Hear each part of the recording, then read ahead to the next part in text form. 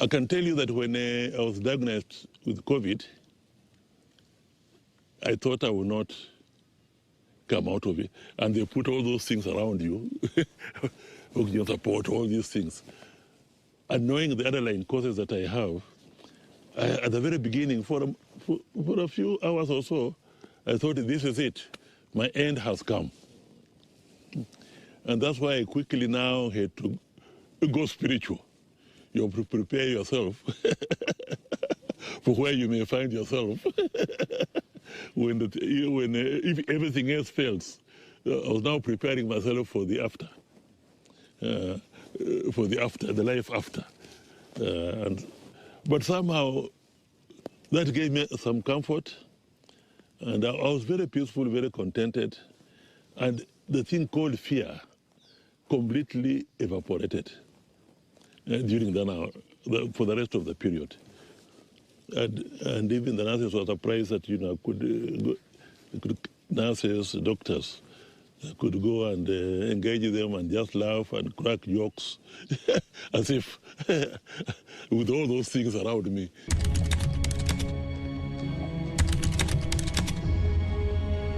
My experience with COVID-19 is an experience which I would not wish anybody else to have. I must say that I was very surprised when I was diagnosed with COVID-19, because maybe up to then, I had sort of lived in denial. So I recall that on the day that we sent our final goodbyes to Honorable Simeon Nyanchai, whom I'd worked with for quite some time, both in the Nyayo and in the Kibaki governments. And when we, on the same day, said goodbye to Senator Haji, they were buried on the same day, I found it difficult to walk from my seat to my car. It was really a struggle, and I had lost breath. And I think I was also suffering from some hallucinations, because even people I knew, I asked them what their name was, which was sort of embarrassing, but at that time. Now, to reach to that stage, looking now backwards, I see there were many signs, but I sort of ignored them. And that's a mistake most people make. Because COVID, the signs like the cough here, breathlessness there when you climb the stairs, are signs which can just be the normal cough. For me, dizziness, I was feeling quite a bit of dizziness, loss of breath, are also signs which I suffer from time to time because of my underlying conditions. So I had excuses. But when I completely lost the strength, and a small walk, you lose your breath and so on, I still felt that maybe it is those other conditions, that underlying conditions. Then I remember part of disorientation, waking up at 3, 4 in the morning, thinking that morning and complaining to my son, why don't you have the sun and it's already the morning? I think that's when my son realized that I need to be hospitalized.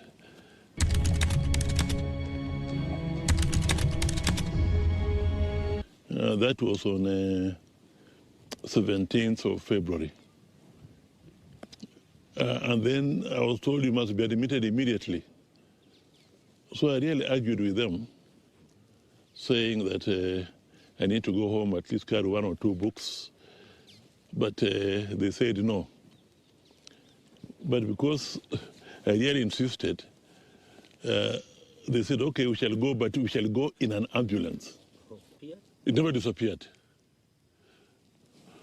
But it's only the first day after the diagnosis And when they could not even allow me to go to my car, to go home even for 1 hour, they didn't want to leave me even for 1 hour or even half a. They said, let me just go and come back. I can assure you, it's my word of honor. They refused. And then when I insisted, they accompanied me in an ambulance. Can you imagine? That's when maybe my... so what is all this? You are an ambulance. You are just hearing that. He said, hey, do people know that I'm the one who is in this, this ambulance? When I got home, everybody was shocked. Why an ambulance? And then, of course, I walk out. There's so many of these white people in white uniform around me. One of them, his job was to carry oxygen. And he was just with me, stuck on me. When I walked up, he also walked up with me. Same steps, same steps. When I went this way with me, with me, the man with the oxygen.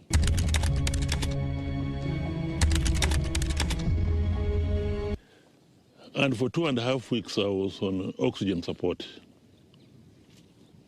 I was also on numerous injections.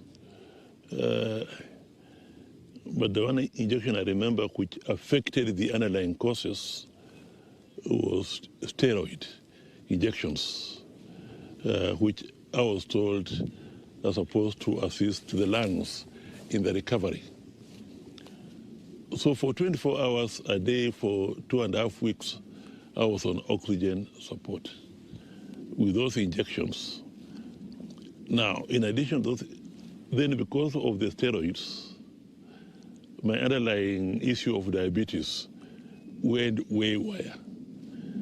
It could not be measured. It went beyond the measurement. But I was told not to worry very much because they knew it was coming from steroids. And once they completed the treatment and stopped the steroids, they'll be able to deal with the diabetic status. At some stage also my kidneys began misbehaving, and I was told that I may have to be put on dialysis, but fortunately the doctor stopped that and were able to have it under control.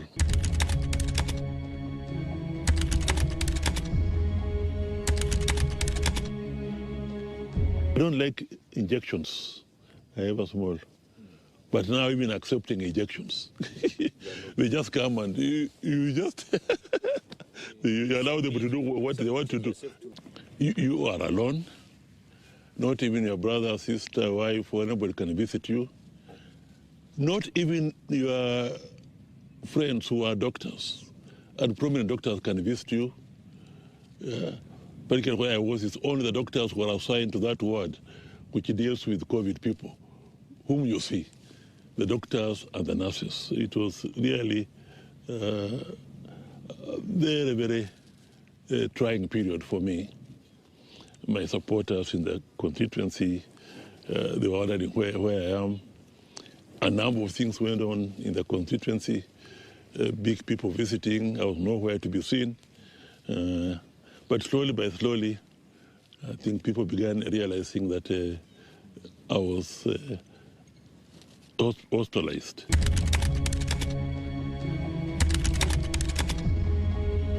The doctors tell me it was a touch and go situation.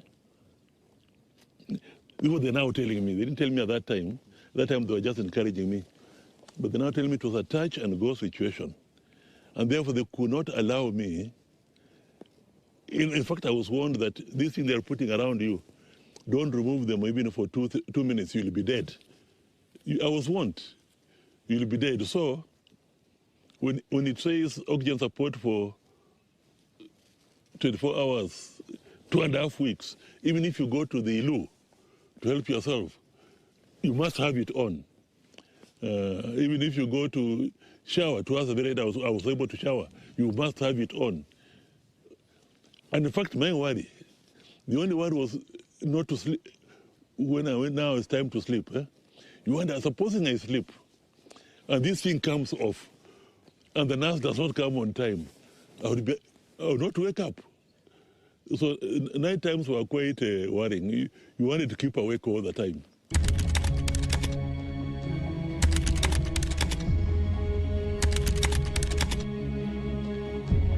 Yeah, you think about that. I cannot deny you. You think now, if I go to the next world, in the context of if I go to the next world, and I'm asked what I've done, what have I done? What have I achieved? What have I not done? Whom have I wronged? That comes up.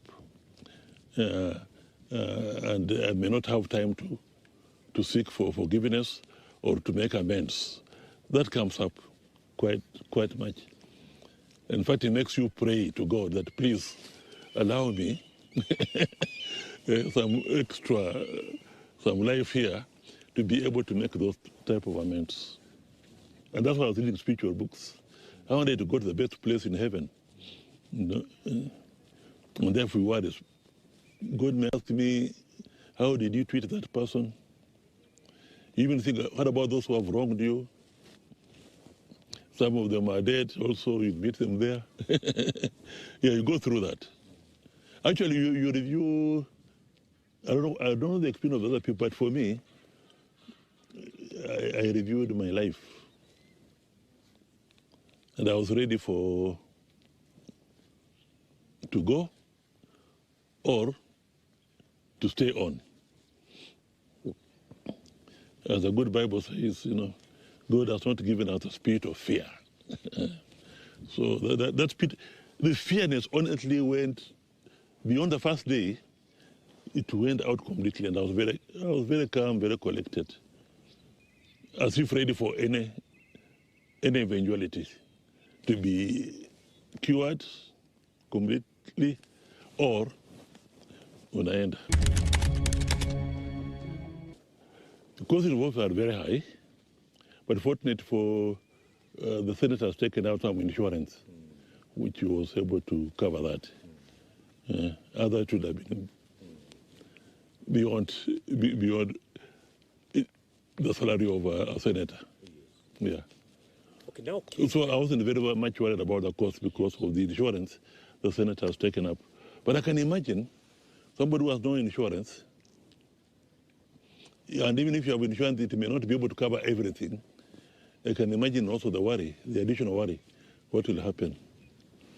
But let me tell you, at that stage, what you are concerned with is not so much the cost. At that stage, you just want to go back to the normal health. And then the issues of cost, you can deal with them later.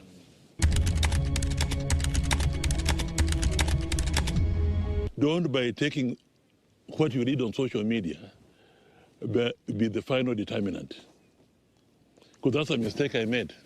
I was taking the multivitamins recommended on social media.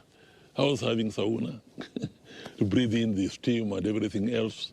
So I was doing everything. That's why when these symptoms came, I was attributing them to something else, not COVID. In fact, one of my friends, a number of my friends told me, we have just had it, this is what we are being given. So I copied down, I went to the chemist, I bought everything else, and I've just begun, well before this thing, I began taking those multivitamins, whatnot, lemon, hot water, so many things.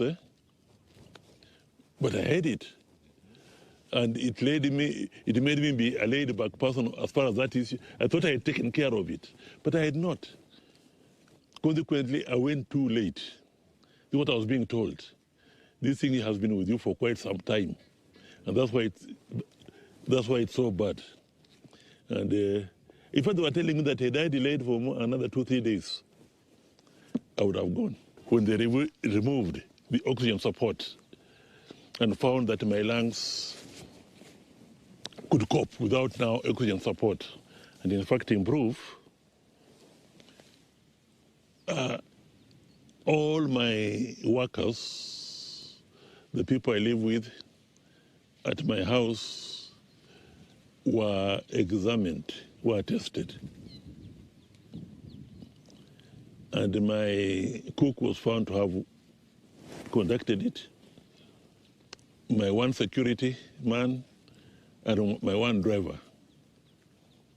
Now, this is the one driver and the one security I had visited my constituency with last time, So it led me to believe that we may, all of us, have gotten this thing at home, not here in Nairobi. At home, I'm the senator for Busia, at home in Busia. But theirs was very mild. They were not hospitalized. They were under house quarantine. But I'm glad to tell you that within 14 days, they were cleared.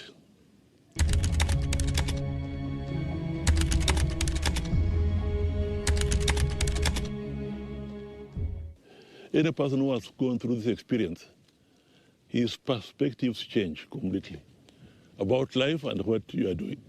Really completely change. And there are quite a number of areas where my perspectives have changed. Your priorities also change. There are quite a number of areas where my priorities have also changed. I think for the better.